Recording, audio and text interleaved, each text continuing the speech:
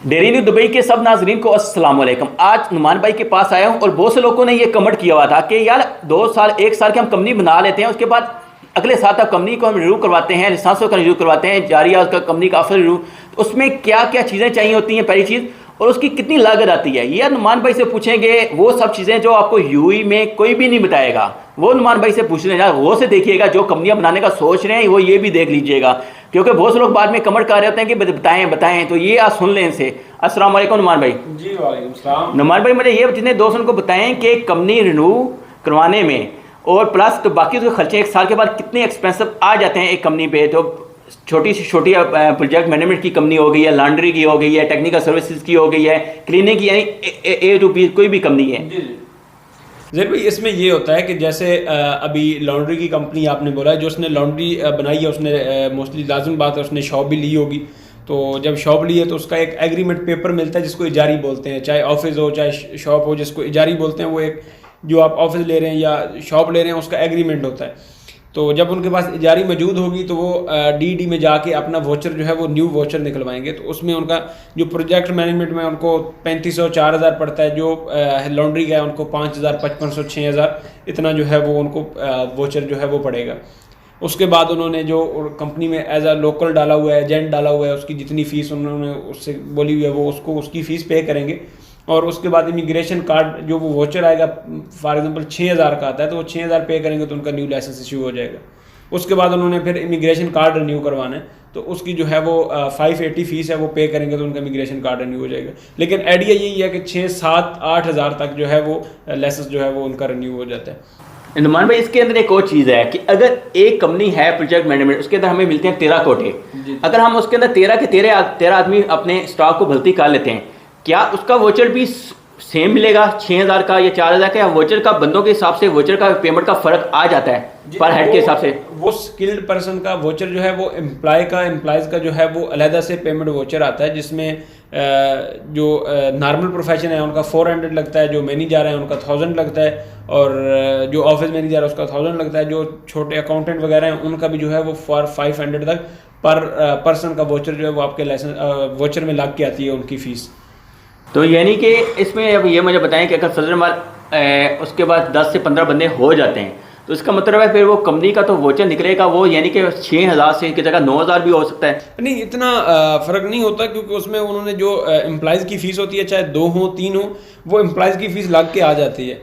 तो अगर आप उसमें ये है कि 10-12 बंदे हैं तो उसका इतना ज़्यादा इशू नहीं बनता कि आपका वो वोचर जो है वो 6 से 9 पे चला जाएगा, 6 से 7.5 तक चला जाएगा, 1500 तक, 3000 तक नहीं जाता, 1500 तक जो है वो बढ़ जाएगा अगर आपके 13 एम्प्लॉय हैं उस कंपनी में। इसके बाद नुमान भाई एक सेकंड और चीज़ मेरे दिमाग में है कि अगर 1 साल के बाद आपको ऑफिस बनाना ज़रूरी होगा? जी, जो जैसे मैंने आपको पहले बताया कि कुछ इस तरह की कंपनीज हैं जैसे प्रोजेक्ट मैनेजमेंट है, तो उन्होंने तो ऑफिस अपना नहीं बनाया होगा तो उनको जो है वो नेक्स्ट ईयर लाजमी इजारी चाहिए होगी। जो लॉन्ड्री वगैरह उन्होंने तो ऑलरेडी शॉप लेके काम कर रहे हैं, उन्होंने तो लाइसेंस बनाया, तो उन्होंने तो पहले साल भी लेना है।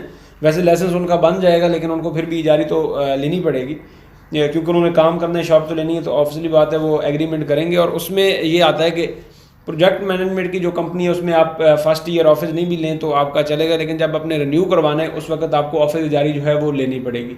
चाहे आप मार्केट से जारी मिल जाती है, बिजनेस सेंटर से 2000 की, 2500 की, 3000 की, वो डिफरेंट प्राइसेस चल रही होती हैं, तो उधर से वो लेके तो अपनी लगा के अगर 1 साल की। इसके बाद एक और चीज़ तो मेरे दिमाग में आई है कि आया क्या, जब एक आदमी फजल एक कफ़ील है, उसका वो अपनी कंपनी किसी उसके नाम पे, कफ़ील के नाम पे बनती है तो कफ़ालत देता है, उसका एक ऑफिस है। जब दूसरा आदमी कंपनी बनाता है का सेम कफ़ालत वाला आदमी होगा, कफ़ील तो होगा जो कफ़ालत पे है, क्या वो ऑफिस शेयरिंग भी कर सकते हैं? ऐसा भी ऑप्शन होता है? जी बिल्कुल, अगर वो ऑफिस जो है वो बिजनेस सेंटर में ना हो तो वो शेयर कर सकते हैं, क्योंकि जो जारी की स्क्वायर मीटर होता है, अगर ये 100 स्क्वायर मीटर के लिए एक लाइसेंस जो है वो 100 स्क्वायर मीटर की उसके लिए लोकेशन चाहिए। अगर 200 300 जो है या 1000 स्क्वायर मीटर का है तो उसमें वो 10 लाइसेंस ऐड कर सकते हैं। तो इस तरह वो जो है वो सेम लोकल पे जो है कंपनीज ऐड कर सकते हैं, 2 करना चाहें, 5 करना चाहें, 10 करना चाहें, जितनी उनकी ऑफिस की स्पेस है वो अपनी जारी जो है वो चेक करवा सकते हैं। यानी कि जितने भी दोस्त हैं उनके लिए अच्छी एडवाइस और मशवरा ये है